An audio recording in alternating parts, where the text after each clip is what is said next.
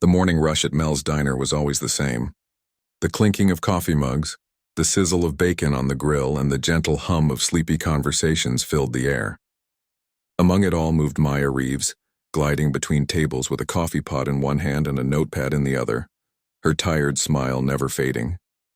"Need a refill, Mr. Chen?" she asked, already tipping the pot toward the empty mug of one of her regulars. "Always, Maya. You're a lifesaver," he replied, folding his newspaper to make room. "Any chance you might play something this afternoon? Makes the coffee taste better somehow." Maya laughed and shook her head. "We'll see.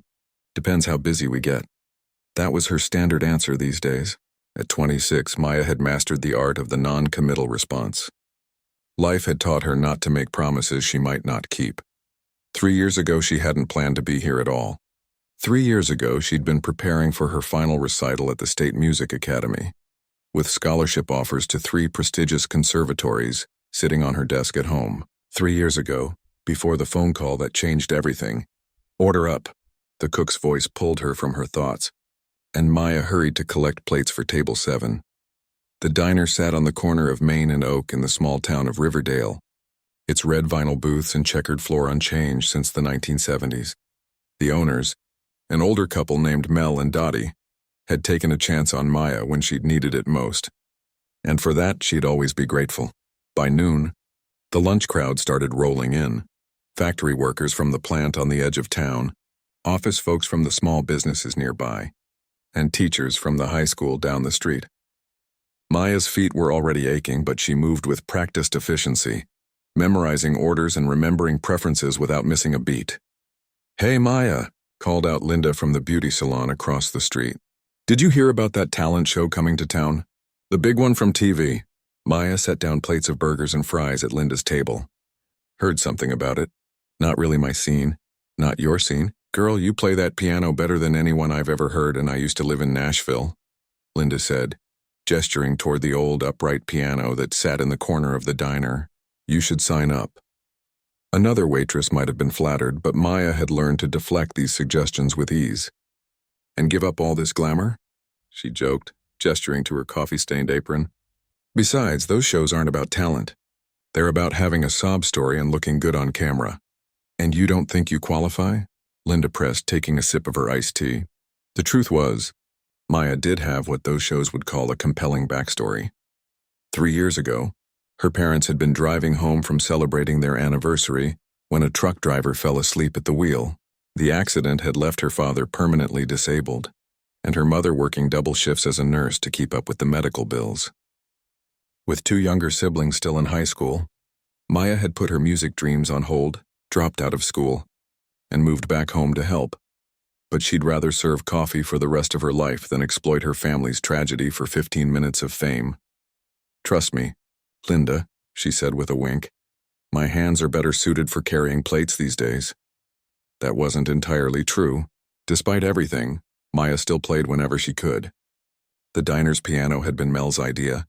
He'd noticed Maya's hands one slow afternoon, the way her fingers tapped rhythmically on the counter as she waited for orders. When he'd asked if she played, she'd reluctantly admitted to knowing a few songs. The next week, an old upright piano appeared in the corner, allegedly purchased at a yard sale for practically nothing. "Thought it might bring in some customers," Mel had said with a shrug that didn't quite hide his kindness. "Feel free to play it when we're not busy." At first, Maya had been hesitant. It had been months since she'd touched a piano, and this one was nothing like the grand she'd practiced on at school. The keys were slightly yellowed and a few notes in the upper register stuck. But the first time her fingers touched those keys, something inside her had awakened. Now, she played during lulls in her shifts, simple pieces at first, then gradually more complex compositions as her confidence returned. Customers sometimes left larger tips on the days she played, and a few would linger over their coffee just to listen. Maya told herself she did it for the tips, but the truth was, those moments at the piano were the only times she felt fully herself. The afternoon dragged on, the lunch rush giving way to the quieter period before the dinner crowd. Maya's section was mostly empty now, just an elderly couple sharing a slice of pie and a teenager typing on a laptop in the corner booth. "Go ahead," Dottie nudged her, nodding toward the piano. "I'll cover your tables. You look like you need it today," Maya glanced at the clock. 15 minutes wouldn't hurt.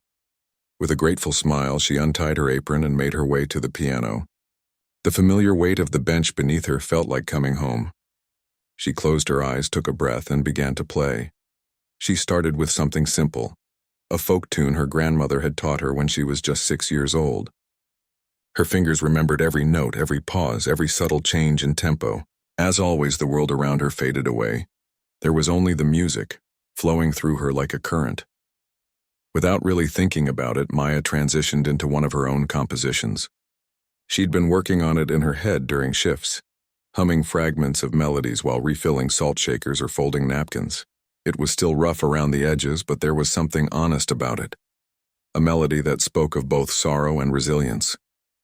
She didn't notice when the diner grew quiet. Didn't see the customers pausing mid-conversation to listen. Didn't spot Hector, the 65-year-old dishwasher with arthritic hands and a past life as a session musician in Detroit, slipping his phone from his pocket and pressing record. When the final notes faded, Maya opened her eyes to find the diner watching her. For a moment, no one spoke. Then someone started to clap and others joined in. Maya felt her cheeks flush. "Sorry," she said, smoothing her hands over her uniform. "Got carried away there." "Don't apologize," said the elderly man sharing pie with his wife. "Reminded me of seeing Elton John back in '76. Maya laughed, uncomfortable with the praise. "I think you need your hearing checked, sir." She retreated back to the counter, tying her apron strings with slightly trembling hands. Playing still did that to her. Left her feeling raw and exposed, as if she'd revealed more of herself than she'd intended. "That was one of yours, wasn't it?" Hector asked, appearing beside her with a stack of clean plates. His English still carried traces of his native Spanish, even after 40 years in the States. Maya nodded, surprised he could tell. "Still working on it. It's good." "Real good." He hesitated, then added, "You know, my daughter works at the local radio station. They're one of the sponsors for that talent show coming to town. Applications are due tomorrow." "Not you too," Maya groaned. "I'm not contest material, Hector. You're exactly what they're looking for," he insisted. "Someone real with something to say. What I have to say is, would you like fries with that?" Maya shot back, but there was no bite to her words. Hector shrugged and disappeared back into the kitchen. The subject was dropped, but later, when Maya was wiping down tables after closing, she found herself glancing at the piano again. In another life, she would have been preparing for a recital right now, or maybe even a small tour. In another life, her fingers would be calloused from practice, not from carrying hot plates. Her phone buzzed in her pocket, a text from her brother Kyle. "Need a ride home or are you walking?" Maya looked out the window at the gathering clouds. "Walking. Need the fresh air," she texted back. "Tell Mom not to wait up." After changing out of her uniform, Maya said goodnight to Mel and Dottie and stepped out into the evening. The air was heavy with the promise of rain, but she welcomed it. These walks home were sometimes the only moments of solitude in her day. As she walked, she let her mind wander back to the piece she'd played earlier. There was a section in the middle that still didn't feel right. Too predictable, maybe. She hummed it softly, trying different variations, her fingers playing invisible keys against the fabric of her jacket. By the time she reached the modest 2-story house where she'd grown up, Maya had solved the musical puzzle that had been bothering her. The porch light was on, but the house was quiet. Her siblings would be in their rooms, her father likely asleep in his recliner, her mother possibly still at the hospital for her evening shift. Maya crept inside, moving quietly through the familiar rooms. She paused by the living room, where her father dozed in front of the television, his wheelchair parked beside his recliner. On the wall behind him hung family photos, including one of Maya at her high school graduation, seated at a piano in her cap and gown. Sometimes she wondered if her father remembered that day. The doctors said the brain injury affected his short-term memory more than long-term, but it was hard to tell what he recalled and what was lost to him now. In her bedroom, still decorated with posters and trophies from her teenage years, Maya collapsed onto her bed. Her feet throbbed from hours of standing, and tomorrow she'd do it all again. This wasn't the life she'd imagined for herself, but she was making the best of it one day at a time. As she drifted off to sleep, the melody she'd been working on played in her mind, along with the image of people actually stopping to listen to her today. For just a moment before sleep claimed her, Maya allowed herself to wonder what if. What if she could still have music in her life as more than just a hobby squeezed between shifts? What if there was still a path forward that she couldn't see yet? But then reality settled back in. She had responsibilities, people who depended on her. Dreams were luxury items, and Maya had learned to live without luxuries. Still, as sleep finally came, her fingers twitched slightly against the bedspread, playing phantom notes of a song not yet finished. Maya woke to the sound of rain tapping against her bedroom window. The alarm clock read 5:30 a.m., still 30 minutes before she needed to get up for her early shift at the diner. She lay there listening to the gentle rhythm, automatically turning it into music in her head. That was how her mind worked, finding melodies in everyday sounds. She could hear movement downstairs. Her mother must have just gotten home from her night shift at the hospital. Maya thought about getting up to say hello, but knew her mom needed those quiet moments to decompress before sleep.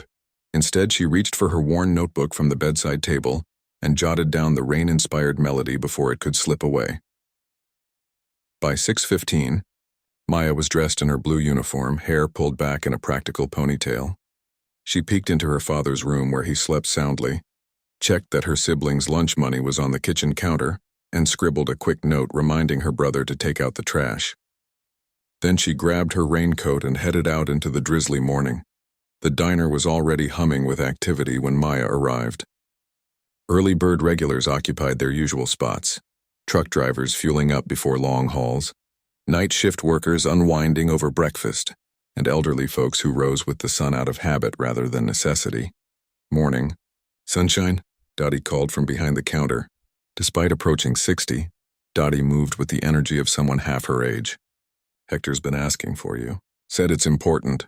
Maya hung up her raincoat and tied on her apron. Hector? He's not usually in this early. Been here since we opened, Dottie said with a shrug, sitting in the break room with his laptop like he's plotting world domination. Curious, Maya made her way to the small employee break room at the back of the diner. Sure enough, Hector sat hunched over a laptop, his weathered hands seeming too large for the keyboard as he pecked at it with determined concentration. Dottie said you wanted to see me, Maya asked. Hector looked up, his face breaking into a wide smile. Come, come, he said, waving her over. Look at this. Maya moved behind him to see the screen. It showed a website with a flashy logo for American Spotlight, the talent competition that everyone had been talking about. A form was open, partially filled out. What are you doing? She asked, though she already had a sinking feeling she knew. I'm submitting your application, Hector said proudly, but I need your help with some details. Date of birth, contact information. Hector, no. Maya stepped back, crossing her arms. I told you I'm not interested in that show.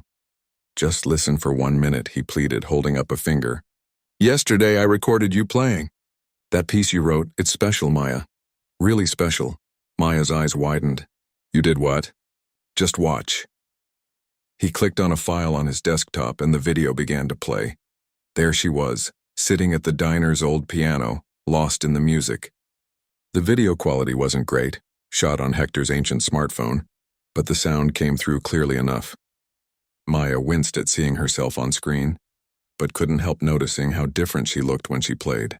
The exhaustion seemed to fall away, replaced by something like peace or purpose. The deadline for applications is today, Hector continued when the clip ended. I've filled out most of it already. All we need is... We don't need anything, Maya interrupted more sharply than she'd intended. She softened her tone.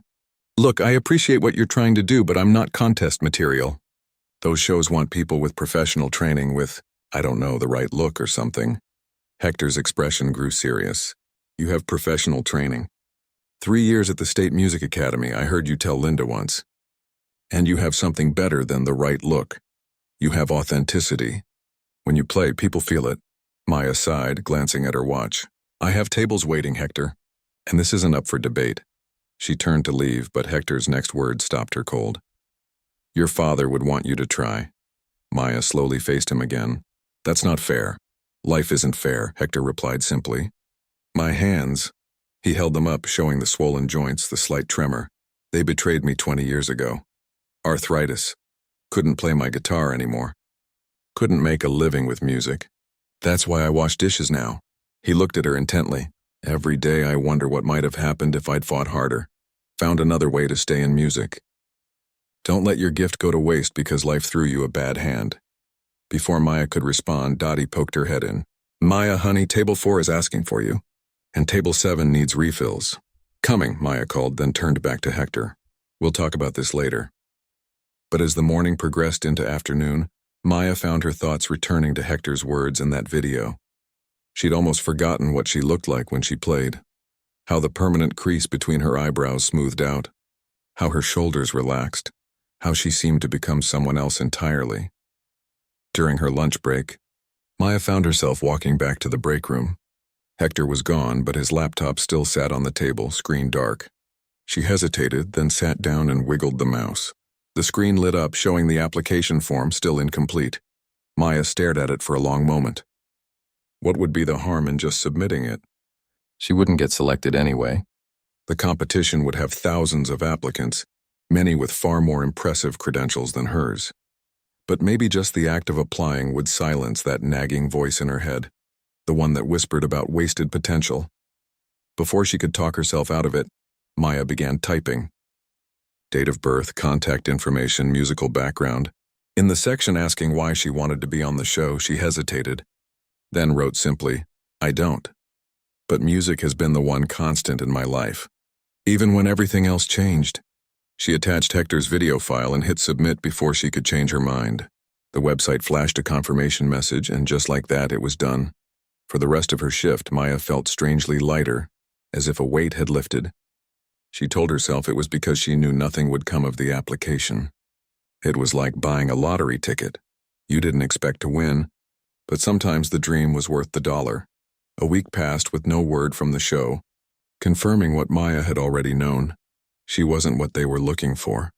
She didn't mention the application to anyone, not even Hector, though she caught him watching her hopefully whenever she checked her phone. Life continued as normal.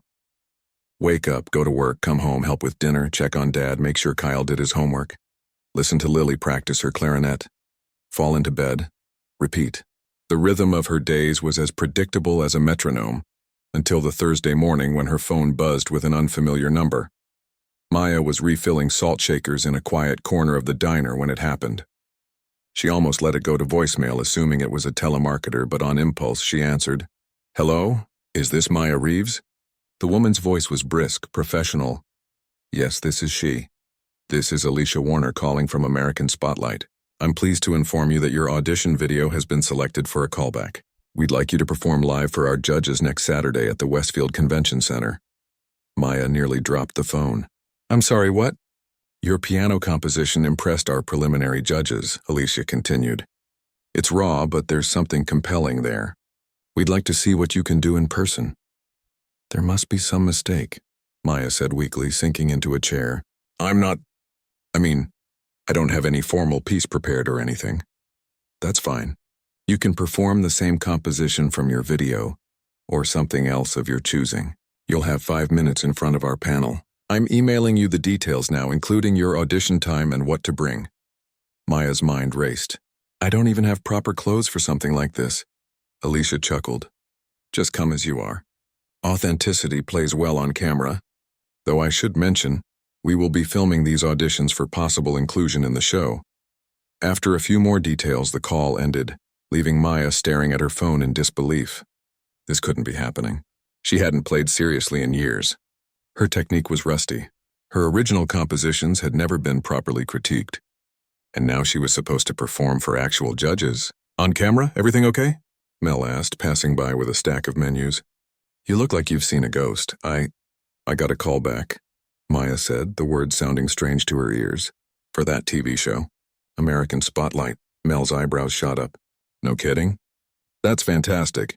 No, it's not, Maya insisted. It's a disaster. I can't actually go through with it. Why not? The question was so simple, yet Maya found she didn't have a ready answer.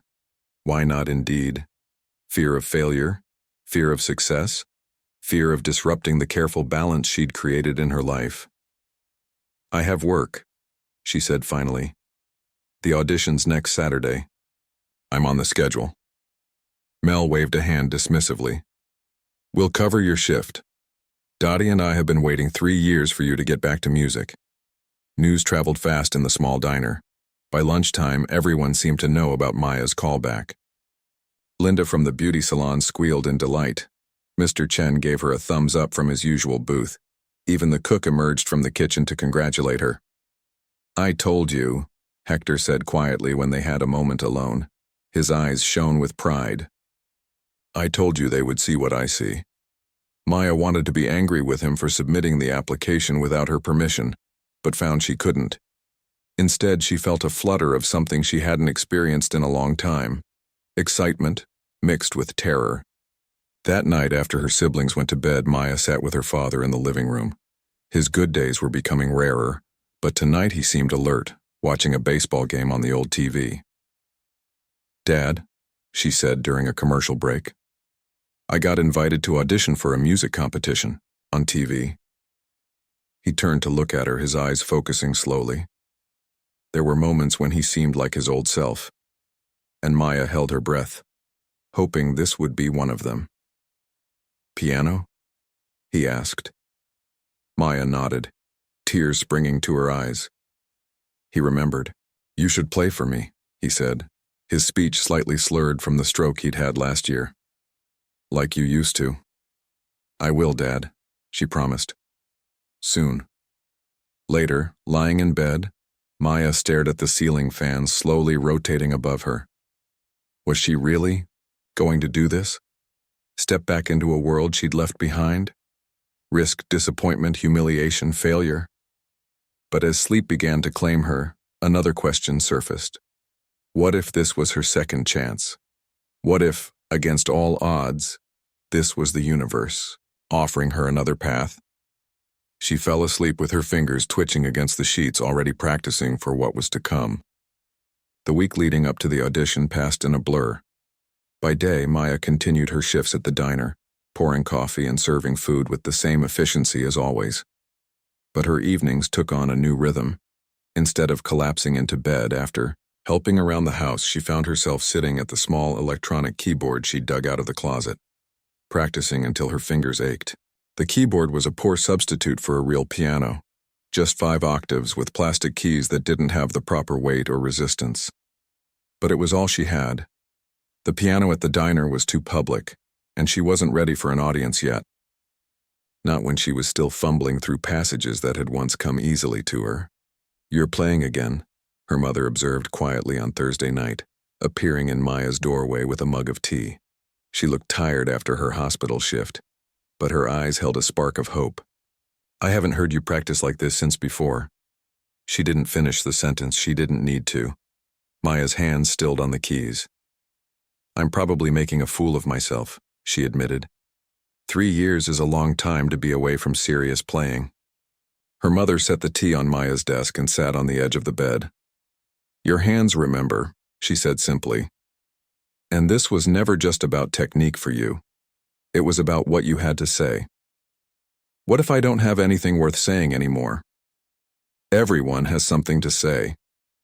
Her mother smiled, the lines around her eyes deepening. "Especially someone who's lived a little." Those words stayed with Maya as Saturday approached. What did she have to say now?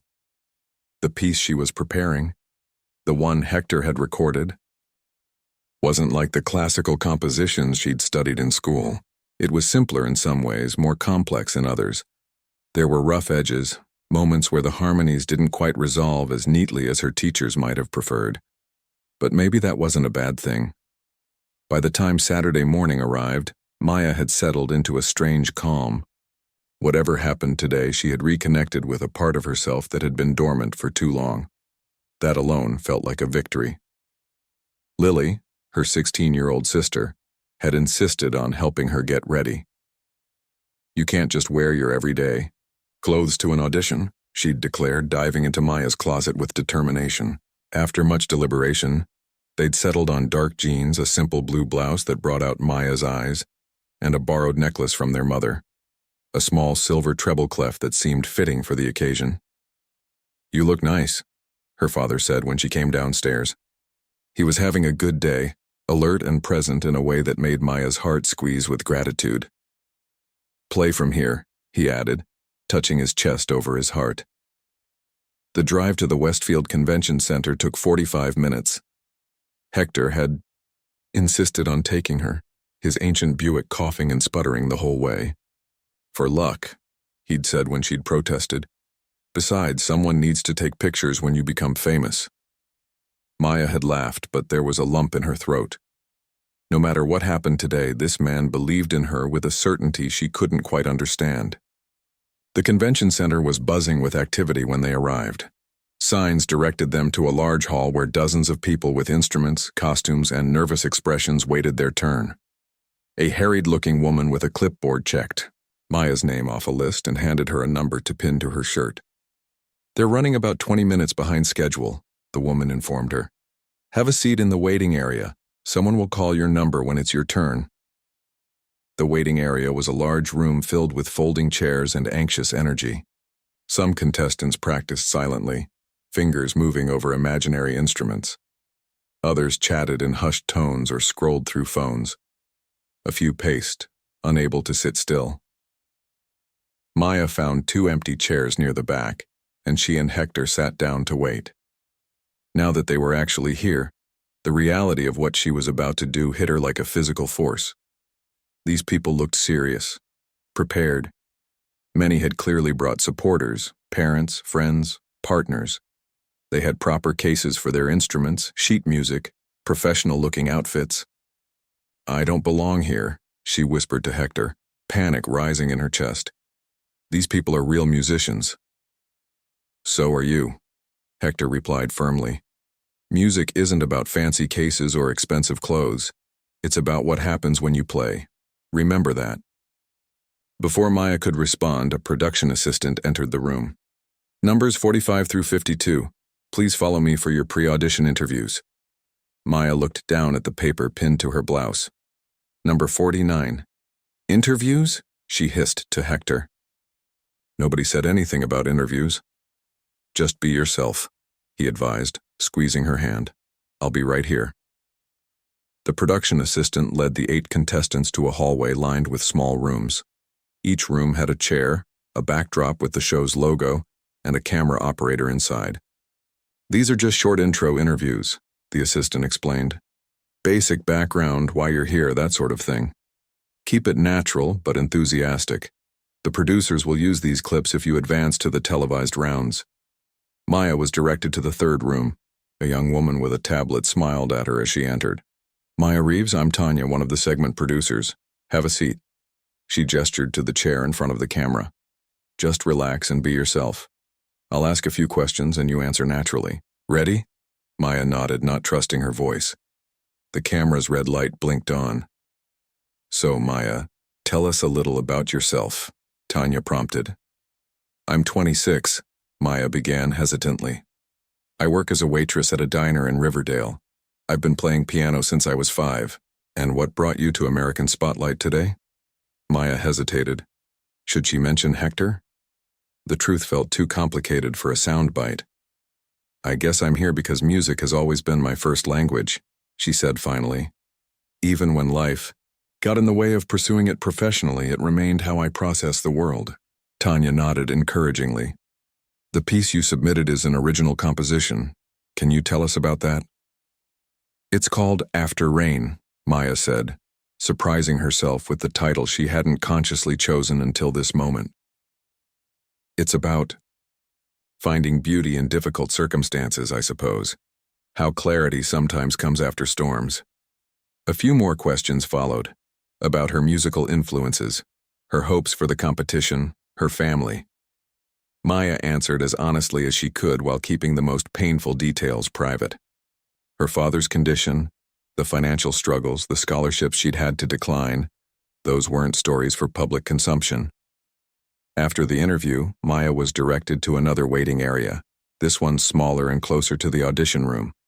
Through the door, she could hear the faint sound of someone singing, their voice cutting off abruptly, followed by a judge's comment she couldn't quite make out. Number 46 emerged from the room, a violinist who looked about Maya's age. His expression was unreadable as he walked past without making eye contact. Maya's hands felt cold and she rubbed them together, trying to warm up her fingers. The piece she'd prepared was challenging in places, requiring dexterity she wasn't sure she still possessed.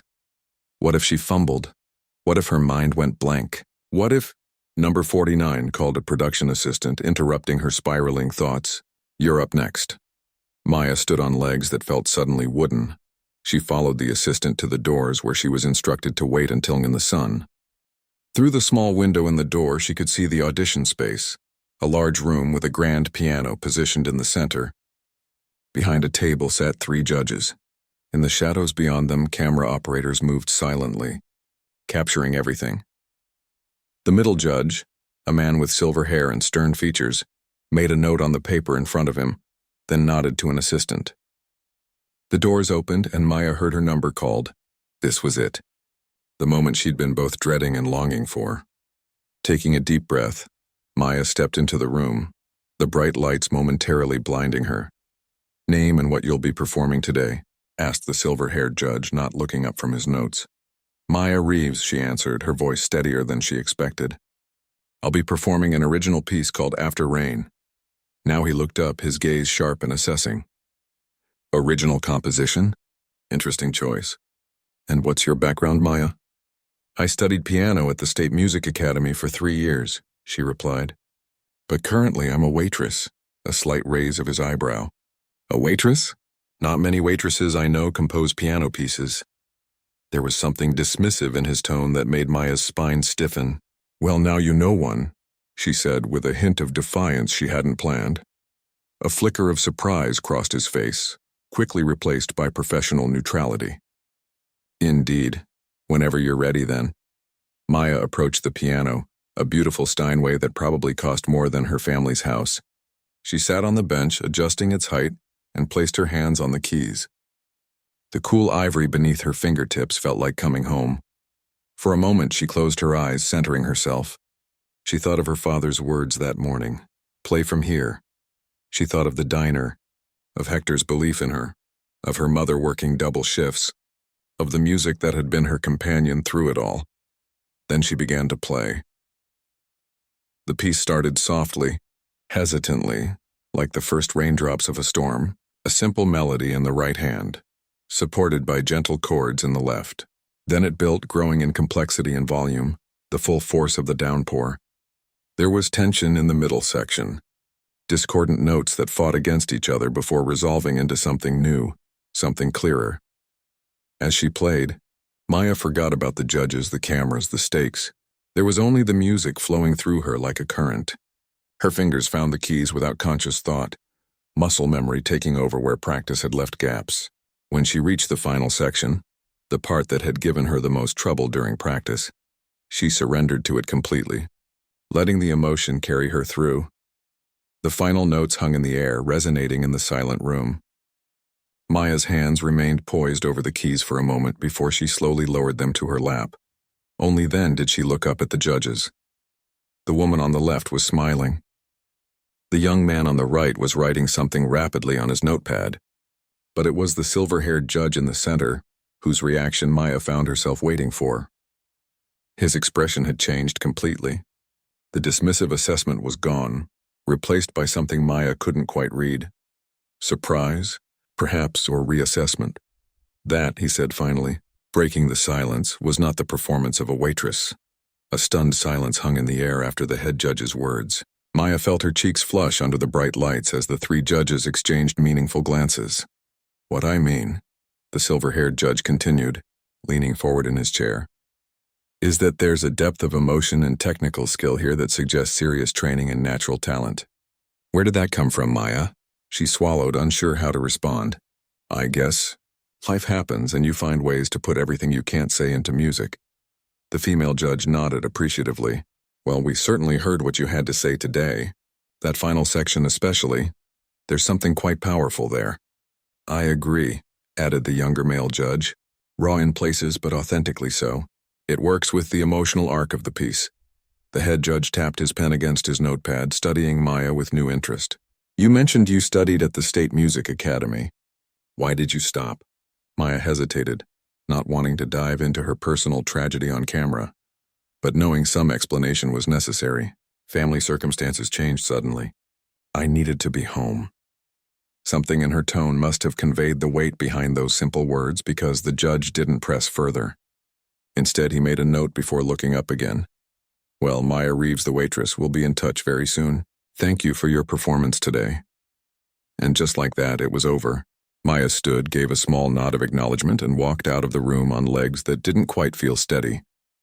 In the hallway, away from the cameras and judging eyes, she leaned against the wall and let out a long, shaky breath. A production assistant appeared, guiding her through a different door than the one she'd entered, explaining that this was to prevent interaction between contestants who had auditioned and those still waiting. How did it go? Hector asked the moment Maya emerged into the lobby where he waited anxiously. I'm not sure, she admitted. I played all right. Better than I expected, actually. The judges seemed surprised. Good surprised or bad surprised? Good, I think. Maya shook her head, still processing. The main judge, the older man with silver hair, he said it wasn't the performance of a waitress. I think it was a compliment.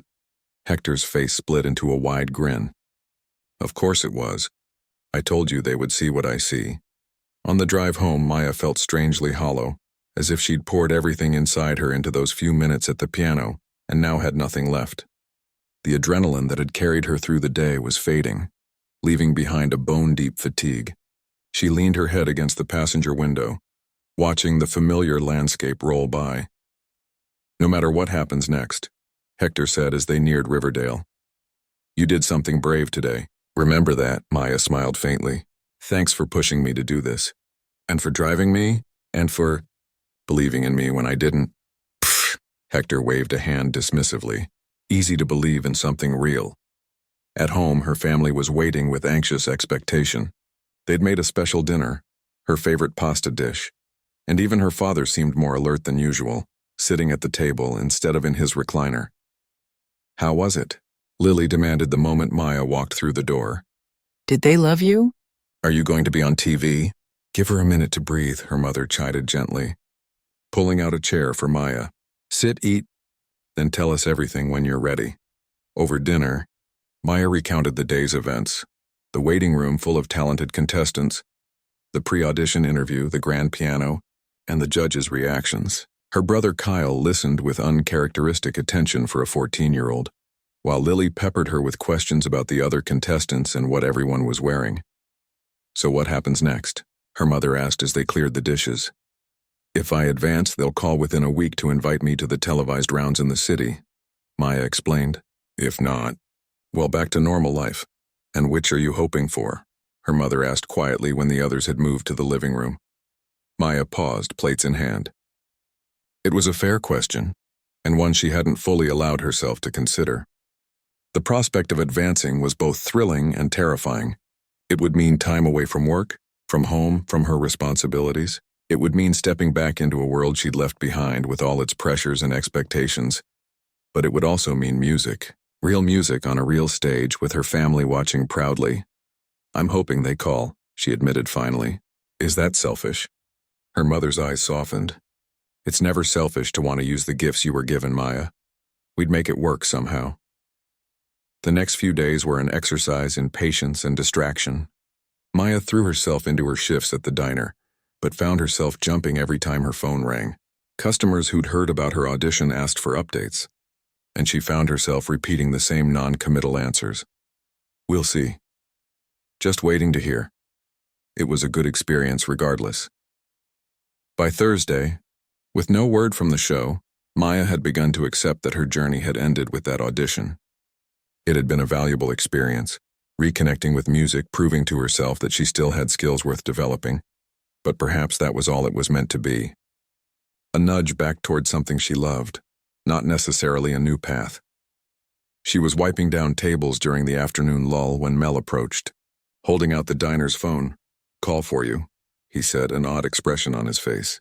Says she's from American Spotlight. Maya's hand froze mid-wipe.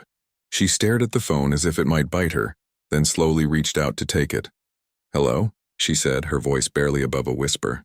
Maya Reeves? This is Alicia Warner from American Spotlight again. I'm pleased to inform you that you've been selected to advance to our televised rounds. Congratulations! The world seemed to tilt slightly. Maya gripped the edge of the table to steady herself.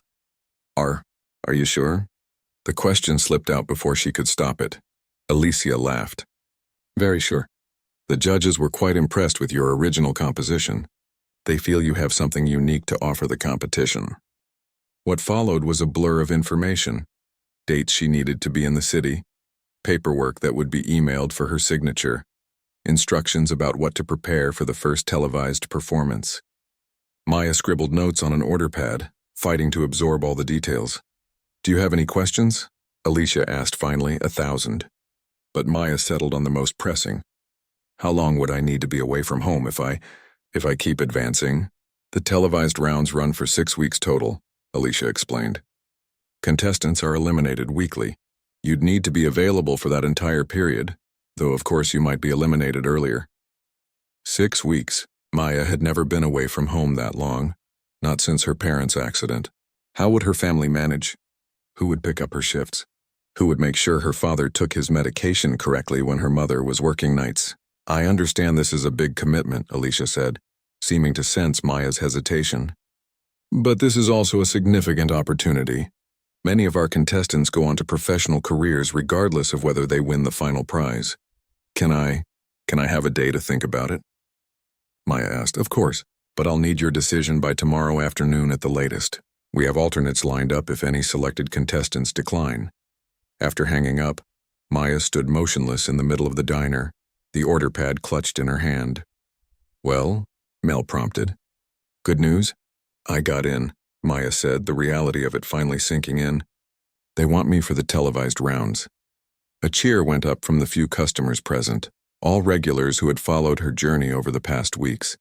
Dottie emerged from the kitchen, wiping her hands on her apron. I knew it, she declared, pulling Maya into a hug. I just knew it. But I don't know if I can accept, Maya added quickly. It's 6 weeks in the city. Who would cover my shifts? And my family. Don't you worry about your shifts, Mel interrupted firmly. We managed before you came along. We can manage while you're gone. As for your family, Dottie added, isn't it about time you did something for yourself, honey? You've been carrying everyone else's weight for years now. Maya felt tears pricking at her eyes. It's not that simple. Nothing worth doing ever is, Mel said with a shrug. But some chances don't come around twice. That evening, Maya called a family meeting. Sitting around the kitchen table, the center of their home where all important discussions took place, she explained the situation. 6 weeks is a long time, she finished. And I'd be missing work, which means less money coming in. I don't want to put that burden on you, Mom. Her mother was quiet for a moment, absently twisting her wedding ring, a habit when she was deep in thought. What does the show provide? Room and board? Maya nodded. Contestants stay in a hotel. Meals are covered. But there's still the mortgage, Dad's medications, the kids' expenses. I can pick up extra shifts, her mother said. And your aunt has offered to help before. We could take her up on it for a few weeks. I can get a part-time job, Lily offered eagerly. I'm old enough now. And I can help more around the house, Kyle added, surprising everyone with his uncharacteristic volunteering. Maya looked at her father, who had been listening silently. His good days were becoming more frequent lately, a positive sign according to his doctors. What do you think, Dad? She asked. He reached out slowly and covered her hand with his. Music was always your path, he said, his words carefully formed. We all knew it. Time to remember. Maya felt something inside her chest loosen, a knot of guilt and responsibility that had been tightening for 3 years beginning to unravel. You all would really be okay with this? She asked, looking around at her family. More than okay, her mother assured her. We're proud of you, Maya. It's time the world got to see why.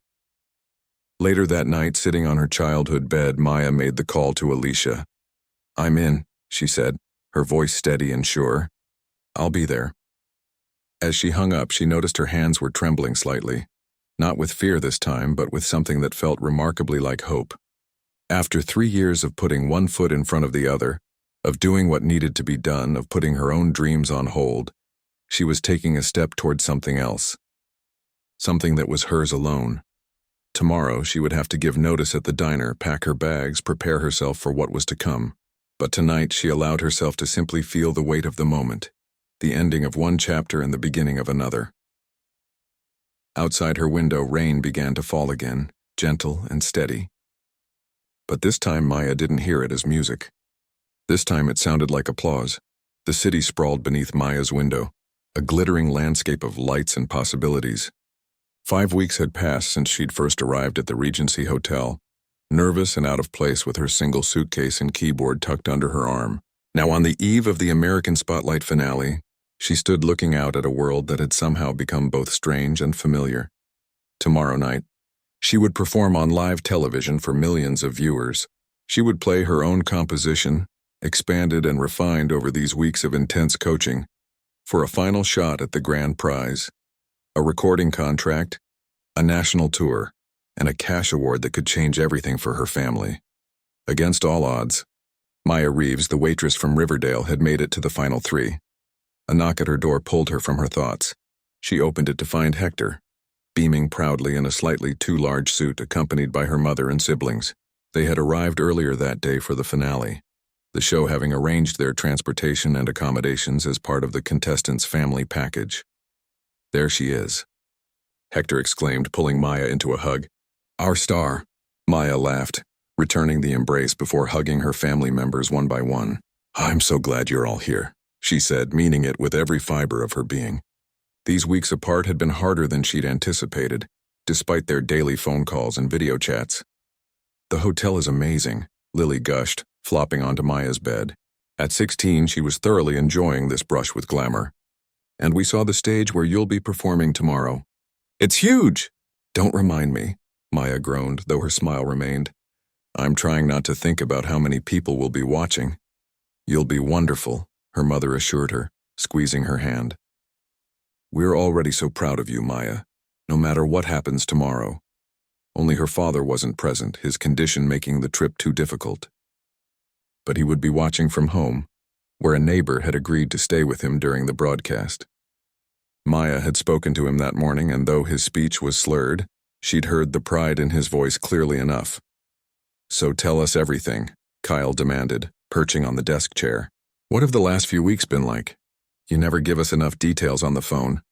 Maya smiled, thinking back over the whirlwind of the competition. "Intense," she said simply. But amazing, intense barely scratched the surface. From the moment she'd arrived, Maya had been thrust into a world she barely recognized. Voice coaches and image consultants, stylists and choreographers, all intent on transforming her into the best possible version of herself for the cameras. There had been conflicts along the way.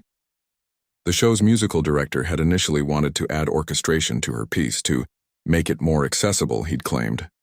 Maya had pushed back, insisting on maintaining the raw intimacy of the piano solo. She'd won that battle, though she'd compromised on other suggestions. Each week had brought a different challenge: classical pieces, contemporary interpretations, duets with guest artists. Each elimination had been nerve-wracking. Contestants she'd grown close to saying tearful goodbyes as their journeys ended. And somehow through it all Maya had advanced, her unique style and emotional depth connecting with both judges and viewers.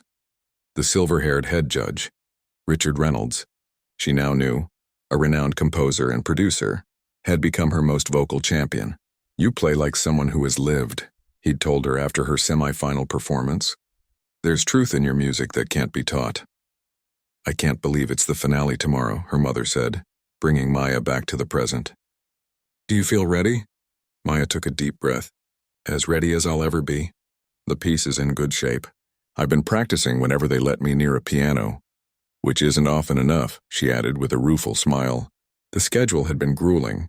Interviews, photo shoots, rehearsals for the group numbers that would open and close the finale.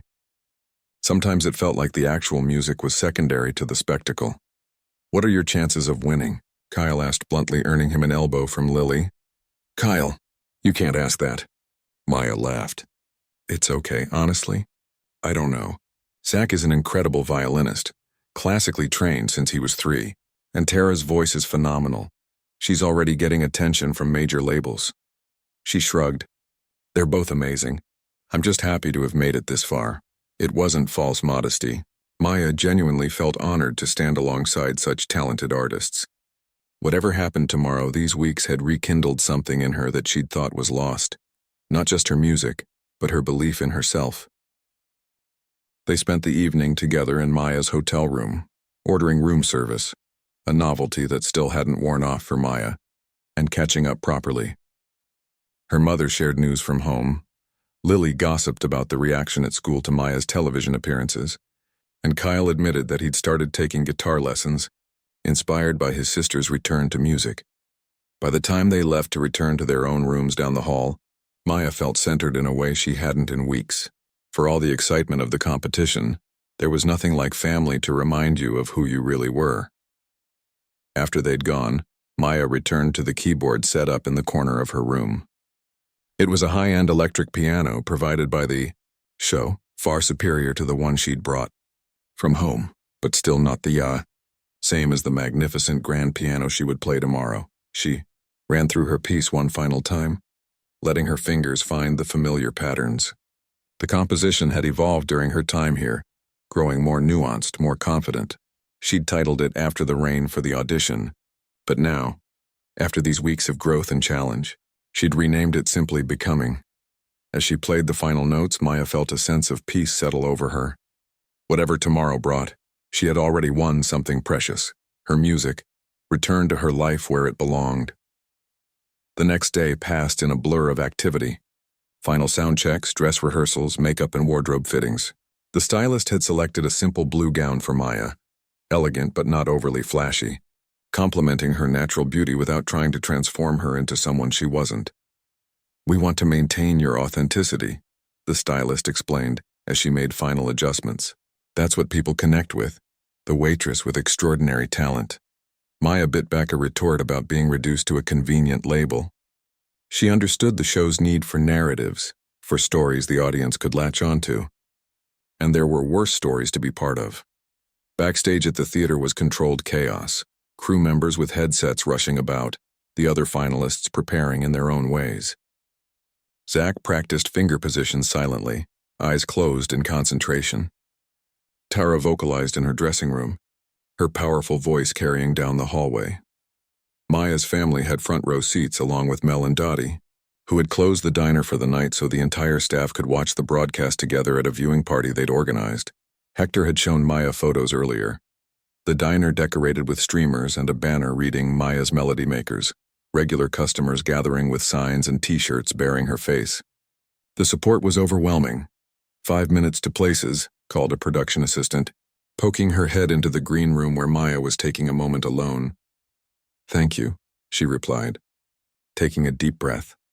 Just before she left the room, Maya's phone buzzed with a text message. It was from her father, the words slightly misspelled but the meaning clear. "Play from your heart. We are all listening." Tears pricked at her eyes, but she blinked them back. No crying, not now. She didn't want to ruin her makeup, a thought that made her laugh softly at how quickly she'd adapted to this new world. The show began with a group performance, all 3 finalists showcasing their talents in a medley arranged specially for the occasion. Then came individual interviews, highlighting each contestant's journey through the competition. Maya watched from the wings as her story played out on the massive screens. Clips from her audition, snippets of her describing her family's challenges, moments from her weekly performances. When it was time for her final performance, Maya walked onto the stage with her head high. The lights were blinding, the audience a faceless entity beyond the first few rows where she could make out her family's encouraging faces. She took her place at the piano, the same magnificent Steinway from her audition now positioned center stage. The head judge, Richard Reynolds, introduced her. "From a small-town diner to this national stage, Maya Reeves has shown us what it means to pour life experience into music. Tonight she performs her original composition, Becoming." Maya placed her hands on the keys, took one centering breath, and began to play. The piece started as it always had, with that gentle, rain-like pattern. But as it progressed, there was a new confidence in her playing, a sureness that hadn't been there before. The middle section, with its tension and conflict, felt more resolved now, the discordant notes finding their way home more naturally. And the finale, the section she'd struggled with most during her audition, now soared with a clarity and purpose that spoke of journeys completed and new ones beginning. When the final note faded, there was a moment of perfect silence before the audience erupted. Maya stood slightly dazed by the intensity of the response and bowed deeply. The judges' comments were glowing. Even the typically reserved Richard Reynolds seemed moved, his professional detachment cracking to reveal genuine emotion. That, he said simply, was the performance of an artist who has found her voice. The rest of the evening passed in a haze. The other finalists performed brilliantly as well, each bringing their unique gifts to the stage. The voting lines opened, the host reminding viewers repeatedly of the stakes in the process. And then, after what felt like both an eternity and a heartbeat, the three finalists stood center stage, hands clasped as they waited for the results. In third place, the host announced dramatically, pausing for effect, Zach Wilson and his violin. Maya squeezed Zach's hand as he accepted his bronze trophy with grace. And now the moment we've all been waiting for, the host continued. The winner of this season of American Spotlight, who will receive a recording contract, national tour, and $100,000 is... Another excruciating pause. Maya and Tara clutched each other's hands, both trembling slightly. Maya Reeves and her piano. The world exploded into light and sound. Maya stood frozen in disbelief as confetti rained down around her. Tara hugged her fiercely, whispering congratulations in her ear. Her family rushed the stage, enveloping her in a group embrace that finally broke through her shock. You did it, her mother kept saying through tears. You really did it. Later that night, after the interviews and celebrations, after the contracts had been signed and the plans set in motion for what would come next, Maya found herself alone in her hotel room once more. She stood at the window, looking out at the city lights, but seeing instead the path that had led her here. From the diner's old upright piano to the greatest stages in the country, from pouring coffee to pouring her heart into music that would now reach thousands, from putting dreams on hold to watching them unfold before her, Maya thought of her father watching at home, of Hector's unwavering belief, of all the people who had seen something in her that she'd almost forgotten was there. She thought of the diner where she'd developed the calluses on her fingers from carrying hot plates, never imagining they would one day help her grip piano keys through the most important performance of her life. Tomorrow would bring new challenges, the tour to prepare for, the album to record, the balance to find between this new life and the family she would always prioritize. But tonight, Maya Reeves, no longer just a waitress but not forgetting what being one had taught her, allowed herself to simply be proud of the journey, grateful for the rain that had led to this moment of becoming.